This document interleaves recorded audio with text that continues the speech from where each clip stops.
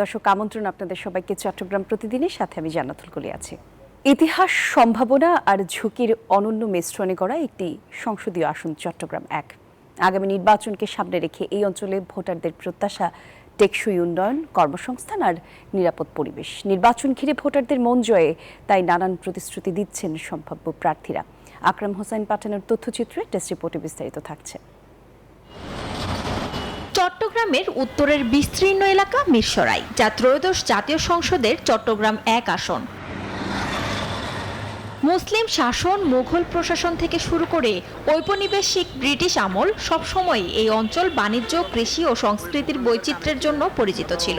এই দীর্ঘ ইতিহাসের ধারাবাহিকতায় মিরসরাই এখন দেশের রাজনৈতিক মানচিত্রে একটি গুরুত্বপূর্ণ আসন।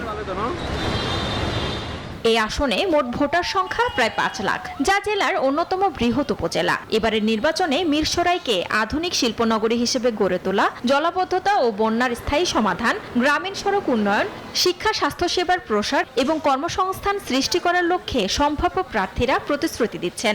মিরসরাইকে নিয়ে, মিরসরাইয়ের সর্বস্তরের জনগণকে নিয়ে, সকল পেশার শ্রেণীর মানুষকে নিয়ে বসে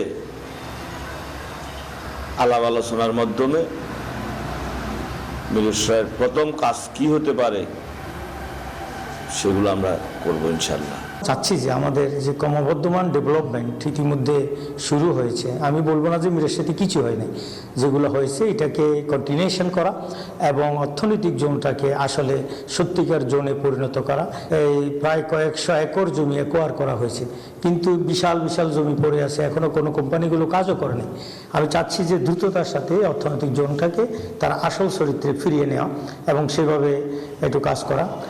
এই আসনে ভোটারদের বিশ্বাস, যিনি উন্নয়ন ও পরিবেশের ভারসাম্য রক্ষা করতে পারবেন, তিনিই তাদের আস্থা অর্জন করবেন।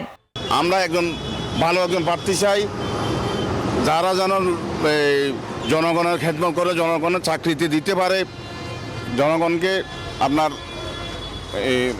বাসস্থানের ব্যবস্থা করতে পারে, তারপরে কর্মস্থানের ব্যবস্থা করতে পারে, এই ধরনের প্রার্থী চাই আমরা চাই ভালো একজন প্রার্থী, যে প্রার্থী নিজেকে নিয়ে ভাববেন না, নিজের কর্মীদের নিয়ে ভাববেন না, দেশকে নিয়ে ভাববেন, এলাকাকে নিয়ে ভাববেন, এলাকার জনগণকে নিয়ে ভাববেন।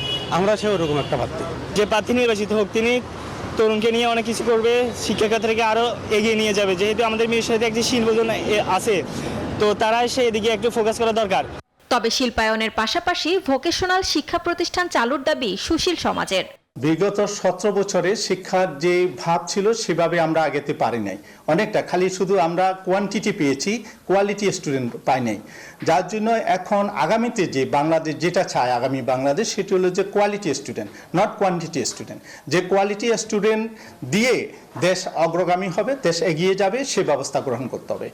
বহু সম্ভাবনা আর চ্যালেঞ্জের মুখোমুখি চট্টগ্রাম ১ মিরসরাই। শিল্পায়ন, পরিবেশ রক্ষা ও ঝুঁকি ব্যবস্থাপনার সমন্বিত উন্নয়নেই গুরুত্ব দিচ্ছেন ভোটাররা। Desk report, news 24। আগামীর বাংলাদেশ হবে মেধাবীদের বাংলাদেশ, এমন মন্তব্য করেছেন বিএনপির স্থায়ী কমিটির সদস্য আমির খসরু মাহমুদ চৌধুরী। বিকেলে চট্টগ্রাম নগরীর ইঞ্জিনিয়ার্স ইনস্টিটিউটে মহানগরীর বিএনপির উদ্যোগে কৃতি শিক্ষার্থীদের সংবর্ধনা অনুষ্ঠানে এমন মন্তব্য করেন তিনি। আগামীর বাংলাদেশ হবে মেধাবীদের নেতৃত্বে, আগামীর বাংলাদেশ হবে। মেধাবীদের নেতৃত্বে যদি বাংলাদেশ না হয়, আমরা যে আকাঙ্ক্ষা, যে প্রত্যাশা করছি, সেই প্রত্যাশা পূরণ করা সম্ভব হবে। কুমিল্লা বুড়িচং ব্রাহ্মণপাড়ার ৫ আসনে বইছে নির্বাচনী হাওয়া। ভোটারদের দাঁড়ে দাঁড়ে যাচ্ছেন প্রার্থীরা, দিচ্ছেন মাদক চোরাচালান বন্ধ সহ নানা উন্নয়নের প্রতিশ্রুতি। দেশ পরিবর্তনের অঙ্গীকার নিয়ে স্বপ্নের বার্তা দিচ্ছেন কেউ কেউ। তবে সুখে দুঃখে সবসময় পাশে পাবেন এমন কাউকেই নির্বাচিত করতে চায় ভোটাররা। HM মহিউদ্দিনের পাঠানো তথ্যচিত্র, ডেস্ক রিপোর্ট। সীমান্তবর্তী এলাকা গোমতী নদীর উত্তরাঞ্চল বুড়িচং ব্রাহ্মণপাড়া নিয়ে গঠিত কুমিল্লা ৫ সংসদীয় আসনে বইছে নির্বাচনী হাওয়া। আসনটি দীর্ঘ সময় আওয়ামী লীগের রাজত্বে থাকায় সাধারণ মানুষের দোরগোড়ায় দলীয় কার্যক্রম নিয়ে পৌঁছাতে পারেনি বিএনপি, জামায়াতে ইসলামী সহ বিভিন্ন রাজনৈতিক দল।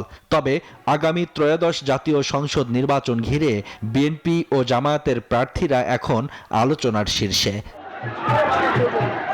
ভোটারদের দ্বারে দ্বারে যাচ্ছেন বিভিন্ন রাজনৈতিক দলের প্রার্থী সমর্থকেরা, দিচ্ছেন উন্নয়নের নানা প্রতিশ্রুতি। ভোটারদের দাবি, 2 উপজেলা ভেদ করে জেলা শহরে যাওয়ার যোগাযোগের মাধ্যম গুরুত্বপূর্ণ 3টি সড়কের বেহাল অবস্থা, সংস্কার না হয় বাড়ছে ভোগান্তি। নির্বাচিত যেই হোক, সড়ক উন্নয়ন সহ জীবনযাত্রার নিরাপত্তা চান তারা। জামাতের হোক আর বিএনপির হোক আর যে কোনো একটা ভালো চাই আমরা। আমাদের দাবি হইল যে এই উন্নয়নের কাজে যেন মনোযোগ দেয়। শিক্ষার মান উন্নয়ন, মাদকের ব্যবহার বন্ধ, কর্মসংস্থান বৃদ্ধি সহ চাঁদাবাজি ও আধিপত্য থেকে নিরাপত্তার দাবি স্থানীয়দের। আমাদের শিক্ষা, আমাদের নিরাপত্তা, আমরা যাতে রাস্তাঘাটে ভালোভাবে চলাফেরা করতে পারি, এটাই চাই। রাস্তাঘাট মেরামত, তারপরে আমাদের চাঁদাবাজি, রাহাজানি, হত্যা যাতে ব্যবসা বাণিজ্য যাতে সুশৃঙ্খলভাবে চলতে পারে, তারা এদিকে দৃষ্টি নজর দিবে। বিএনপি ক্ষমতায় গেলে সব সমস্যার সমাধান করার অঙ্গীকার বিএনপির মনোনীত প্রার্থী হাজী জসিমউদ্দিনের। এই জনপদে আমি যদি নির্বাচিত হই, আমার প্রথম কাজটি হবে মাদকের বেলায় জিরো টলারেন্স থাকবে। আমাদের ইন্টারনাল যে রোডগুলো যেগুলো আছে, আমরা সেগুলা ইনশাআল্লাহ আমরা প্রয়োগ করে দেব। মাদক শিক্ষা ও তরুণদের সাথে নিয়ে এলাকার পরিবর্তন করতে চায় জামায়াতে ইসলামীর মনোনীত প্রার্থী ডক্টর মোবারক হোসাইন। আমরা সবাই মিলে আমরা যেন এটাকে ভূমিকা রাখি, তাইলে আমাদের তরুণ সমাজ বাঁচবে। আর তরুণরা যদি সুস্থ সুন্দরভাবে গড়ে ওঠে, তাইলে আমরা একটি সুন্দর এলাকা হিসেবে করতে পারবো। তবে জনগণের জন্য কাজ করবেন এমন প্রার্থীকেই বেছে নিতে চায় ভোটাররা। 2 উপজেলায় মোট ভোটার সংখ্যা প্রায় 4.5 লাখ। Desk report, news 24। বাংলাদেশের ভূখণ্ড ও বন্দর ব্যবহার করে পণ্য পরিবহনের ট্রানজিট প্রথম পরীক্ষামূলক কার্যক্রম বা ট্রায়াল রান শুরু করেছে ভুটান। প্রথম চালানের পণ্য চট্টগ্রাম থেকে সড়ক পথে ভারতের ভূমি ব্যবহার করে ভুটান যাবে বলে জানান বন্দর কর্তৃপক্ষ। এমনকি সব প্রক্রিয়া শেষও করেছে তারা। আর কাস্টমস কর্তৃপক্ষ বলছে ট্রানজিটের ফলে লাভবান হচ্ছে বাংলাদেশ। আবু জাবেদের ছবিতে চট্টগ্রাম থেকে নয়ন বড়ুয়া জয়ের রিপোর্টে বিস্তারিত থাকছে। ট্রানজিট সুবিধা চুক্তির পর থাইল্যান্ড থেকে আসা চট্টগ্রাম বন্দরে ভুটানের পরীক্ষামূলক চালানটিতে 6,530 কেজি পণ্য রয়েছে। এইসব পণ্যের মধ্যে রয়েছে শ্যাম্পু, শুকনো পাম ফল, আইস টি, চকলেট ও জুস। গত 22 সেপ্টেম্বর ভুটানের ট্রানজিট পণ্যের প্রথম চালান নিয়ে বাংলাদেশি পতাকাবাহী এমভি এইচআর হীরা জাহাজটি চট্টগ্রাম বন্দরে পৌঁছায়। তবে সরকারি সংস্থার অনুমোদন জটিলতায় 2 মাস ধরে খালাস করা যায়নি। গত সপ্তাহে আনুষঙ্গিক অনুমোদনের পর চালানটি খালাসের প্রক্রিয়া শুরু করে ভুটানের পণ্য খালাসের জন্য নিযুক্ত CNF agent ANM trading corporation. Bhutan embassy shipping এজেন্টের পেমেন্ট করলেই, ডিউ টাকা পেমেন্ট করলেই আমরা দিতে পারবো সাথে সাথে। আমাদের কাস্টম যত আছে সব কমপ্লিট। পরীক্ষামূলক চালানে মাসুল আদায় করবে চট্টগ্রাম বন্দর সহ 3টি সংস্থা। ইতিমধ্যে চট্টগ্রাম বন্দরের মাসুল নির্ধারণ করা আছে। ট্রানজিটটি চালু হলে বিদেশের সাথে বাংলাদেশের আর্থিক ও বাণিজ্যিক সম্পর্ক বাড়বে বলছে বন্দর কর্তৃপক্ষ ও কাস্টমস। আমরা জানি যে চট্টগ্রাম বন্দর ক্যাপাবিলিটি, আমাদের প্রবৃদ্ধি প্লাস আমাদের যে কর্মদক্ষতা তৈরি হয়েছে এখন, সেটা দিয়ে আমরা আমাদের বর্তমান যে ক্যাপাসিটি আছে সেটা ইনশাল্লাহ মাইলফলক গত ক্যালেন্ডার ইয়ারে আমরা স্পর্শ করেছি, গত অর্থ বছরেও করেছি এবং এই ক্যালেন্ডার ইয়ারেও আমরা সেই মাইলফলক আশা করছি ছাড়িয়ে যেতে পারবো। এটা বাংলাদেশের জন্য অত্যন্ত সুখবর যে যদি ভুটান থেকে এই ট্রান্সশিপমেন্টের মাধ্যমে পণ্য চালান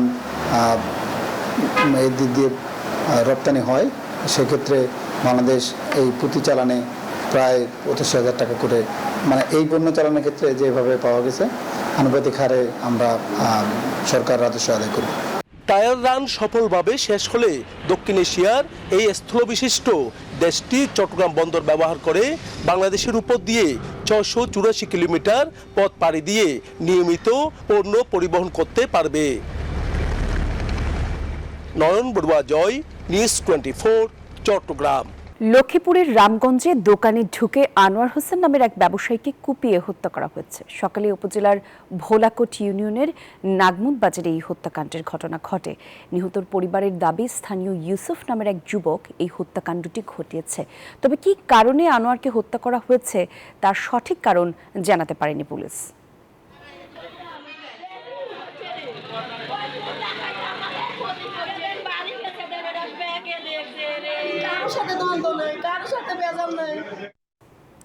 মিয়ানমারে মাদকের বিনিময়ে বাংলাদেশি খাদ্য এবং পণ্যের পাচারকালে 9 চোরাকারবারিকে আটক করেছে কোস্টগার্ড। দুপুরে গণমাধ্যমে কোস্টগার্ডের মিডিয়ার পাঠানোর বিজ্ঞপ্তিতে কমান্ডার সিয়ামুল হক এই ঘটনা নিশ্চিত করেন। তিনি জানান, সোমবার ভোরে সন্দেহজনকভাবে চলাচলকারী একটি ফিশিং ট্রলারকে থামার নির্দেশ দিলে দ্রুত পালানোর চেষ্টা করে সেটি। পরবর্তীতে ট্রলারটিকে আটক করে বিপুল পরিমাণ ময়দা, রসুন, সয়াবিন তেল, ডিএপি সার সহ নিত্যপণ্য নানা পণ্য জব্দ করা হয়। ব্রাহ্মণবাড়িয়ায় লিকেজ মেরামত এবং অবৈধ গ্যাস ব্যবহারকারীদের বিরুদ্ধে অভিযান চালিয়েছে বাখরাবাদ গ্যাস ডিস্ট্রিবিউশন কোম্পানি। দুপুরে জেলা শহরের মার্কেজ পাড়ায় জ্বালানি এবং খনিজ সম্পদ মন্ত্রণালয়ের ম্যাজিস্ট্রেট মনিজা খাতুনের নেতৃত্বে এই অভিযান পরিচালিত হয়। অভিযানে 25টি অবৈধ সংযোগ বিচ্ছিন্ন করা হয়েছে। এছাড়া অর্ধ লক্ষ টাকা জরিমানা করা হয়েছে। কুমিল্লায় ব্যবসায়ী আনোয়ার হত্যা মামলায় 2 জনের মৃত্যুদণ্ড সহ 5 আসামিকে যাবজ্জীবন কারাদণ্ড দিয়েছে আদালত। একই সঙ্গে প্রত্যেককে 1 লাখ করে টাকা জরিমানা এবং ওই মামলায় 12 জনকে খালাস দেওয়া হয়েছে। মঙ্গলবার দুপুরে কুমিল্লার অতিরিক্ত জেলা ও দায়রা জজ তৃতীয় আদালতের বিচারক সাবরিনা নার্গিস এই রায় দেন। তবে রায়ের সময় দণ্ডিত একজন উপস্থিত থাকলেও বাকিরা অনুপস্থিত ছিলেন। রায়ে সন্তোষ প্রকাশ করে রাষ্ট্রপক্ষের কৌশলী এপিপি অ্যাডভোকেট মনিরুল হক ভূঁইয়া জানান, আসামিরা 2013 সালে ব্যবসায়ী আনোয়ারকে কুপিয়ে তাদের চায়ের দোকানে আগুন ধরিয়ে দেয়। আর এই ঘটনায় দীর্ঘ তদন্ত শেষে আজ আদালতে এই রায় প্রকাশ করেছেন। কক্সবাজারের টেকনাফে সাগর পথে মালয়েশিয়া পাচারের সময় নারী এবং শিশুসহ 28 জনকে উদ্ধার করেছে যৌথ বাহিনী। দুপুরে কোস্টগার্ডের মিডিয়া কর্মকর্তা সূত্র জানিয়েছে, গোয়েন্দা তথ্যের ভিত্তিতে মধ্যরাত 1টায় বাহারছড়া কচ্ছপিয়া বিচ এলাকায় মালয়েশিয়া যাওয়ার অপেক্ষায় থাকা 28 জনকে উদ্ধার করা হয়।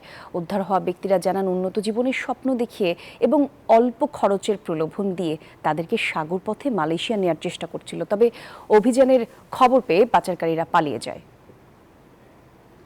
নোয়াখালী বিভাগের দাবিতে উদ্দেশ্য করে সংগঠিত কুমিল্লায় গাড়িতে হামলার প্রতিবাদে মানববন্ধন করেছে নোয়াখালী জনগণ। দুপুরে কবিরহাট উপজেলার ইসমাইল হোসেন ডিগ্রি কলেজ মাঠে এই বিক্ষোভ সমাবেশ করেন। একই সাথে এই সময় বক্তারা গাড়িতে হামলার প্রতিবাদ জানিয়ে বলেন, এই হামলার জবাব কুমিল্লাবাসী নোয়াখালী বিভাগ বাস্তবায়নের মাধ্যমে দেওয়া হবে। আর এই ছিল নিউজ 24 চট্টগ্রাম প্রতিদিনের সঙ্গে ছিলেন যারা। ধন্যবাদ সবাইকে।